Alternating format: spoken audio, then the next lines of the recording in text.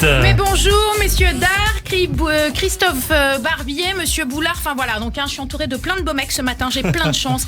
Alors c'est parti pour cette revue de week-end, on y va. Bah oui, la revue de week-end avec tout d'abord le Sénat qui a supprimé l'indemnité inflation de 100 € promise pourtant par le Premier ministre Jean Castex à 38 millions de Français. Non alors attends, ils nous pompent avec leurs 100 € depuis un mois, là, non-stop.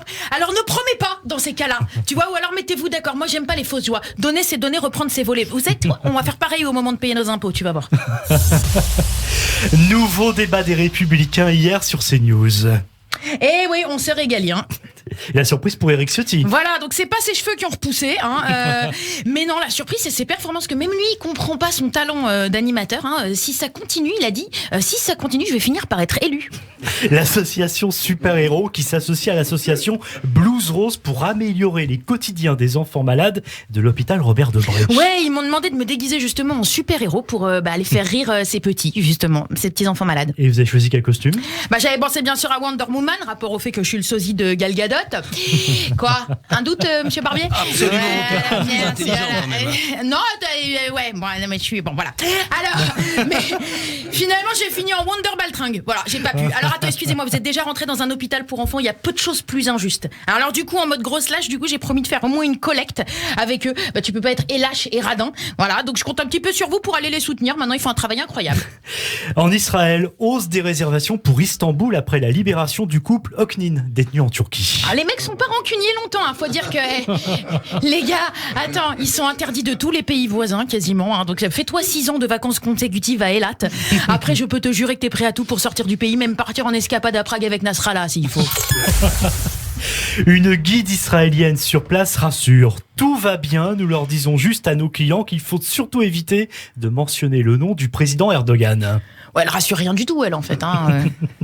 La France va vers un pass sanitaire exigé sur les pistes de ski. Oh là là, moi déjà que je mets 3 heures à chaque fois pour te le trouver dans l'hôtel, puis trouver la photo du pass dans la galerie. Je sais pas si c'est pareil pour vous, mais alors attends, s'il faut faire tout ça avec des moufles et par moins 20 degrés, ça ira bien. Le shekel a atteint son plus haut niveau depuis 26 ans. Oui, merci bien, je suis au courant, Christophe, je vous remercie. Il y a 15 piges, quand on arrivait avec 10 €, on achetait des falafels pour toute la famille. Aujourd'hui, avec 10 €, tu sais ce que t'achètes en arrivant en Israël ? Eh ben, t'es pas rien, parce que t'y arrives pas. Voilà, le billet coûte déjà trop cher. Et si on arrive, de toute façon, on n'a pas les moyens d'emmener sa famille avec soi. Donc voilà, ils boufferont des falafels de chez Picard. Le mouvement des Gilets jaunes fête sa 3e bougie. À cette occasion, ses adeptes se sont réunis dans la capitale. Ah, donc on fait un anniversaire des Gilets jaunes. D'accord, on en est là. Ok, très bien. Non, mais parce que moi, je pensais que je me suis dit peut-être ils veulent passer à autre chose. Je pensais comme il y a eu le Covid et puis 2-3 scoops. Voilà, mais bon, non, apparemment. Je vois qu'on est sur des sentimentaux. Au milieu de la manifestation, une Parisienne déclare avec ferveur « Bon anniversaire les Gilets jaunes, on ne lâche rien malgré nos morts, nos blessés ». Je sais pas si c'est vendeur pour choper des nouveaux adhérents. Alors, je vais plutôt m'inscrire à la poterie, moi. Éric Zemmour, qui devait tenir un meeting à la Royal Institution of Great Britain vendredi à Londres, se voit refuser les lieux. Le maire de Londres, Sadiq Khan, a mis son veto, lui reprochant son incitation à la haine raciale.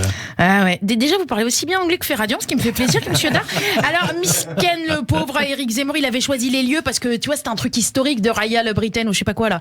Et du coup, ils ont dû le déplacer à l'Ibis. Crois-moi, lui qui aime taper des poses de Napoléon pendant ses apparitions, dans la salle de l'Ibis Budget, ça le faisait moyen, quoi.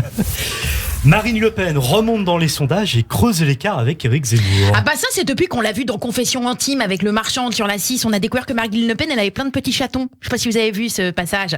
Donc voilà, elle en prend vachement soin Marine. Alors bon, elle les accepte que d'une seule race, il faut qu'ils aient un poil clair, un pédigré à rien ou rien, mais elle s'en occupe très bien.